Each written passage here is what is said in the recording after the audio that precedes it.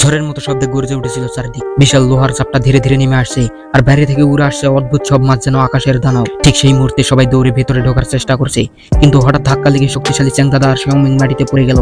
সময় যেন থমকে দাঁড়ালো। চাপটা প্রায় বন্ধ হয়ে আসছে। চ্যাংদাদা বিদ্যুৎ গতিতে হাত বাড়িয়ে চ্যাংমুইকে টেনে নিলেন ভেতরে। এক চুলের জন্য তারা বেঁচে গেল, কিন্তু স্তব্ধের নিঃশ্বাস ফেলার আগেই বিপদ আবার ফিরে এলো। একটা উড়ন্ত মাছ ফাঁক গলে ভিতরে ঢুকে পড়লো।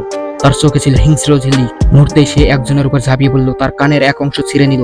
চারদিকে চিৎকার, আতঙ্ক, বিশৃঙ্খলা। মাছটা এত দ্রুত উড়ছিল যে চোখে ধরা যাচ্ছিল না। চ্যাংদাদা দ্রুত পাশে থাকা একটি ফ্লাইং প্লেন তুলে নিলেন। মাছটা ঝাঁপিয়ে আসতে তিনি সজোরে আঘাত করলেন। টং করে ধাতব শব্দ প্রতিধ্বনি হলো। কিন্তু বিপদ এখানেই শেষ নয়। এক শ্রমিক কিছু বোঝার আগে মাছটা তার পোশাকের ভেতরে ঢুকে পড়লো। সবাই ভয়ে হতবাক। কেউ একজন চিৎকার করে বলল, পা দিয়ে চাপ দাও, থামাও ওটাকে। সবাই মিলে মরিয়া চেষ্টা শুরু করলো। জীবন আর মৃত্যুর মাঝখানে দাঁড়িয়ে ছিল তারা। বাইরে ঝড়, ভেতরে আতঙ্ক, তবু মানুষের বাঁচার ইচ্ছা শক্তি অনেক। চ্যাংদাদা সৌম্যের দিকে তাকিয়ে শান্ত গলায় বললেন, ভয় পেও না, আমরা এখনো হারিনি। আর সেই মুহূর্তে অন্ধকারের ভিতরেও যেন ছোট্ট একটা আশার আলো জ্বলে উঠলো।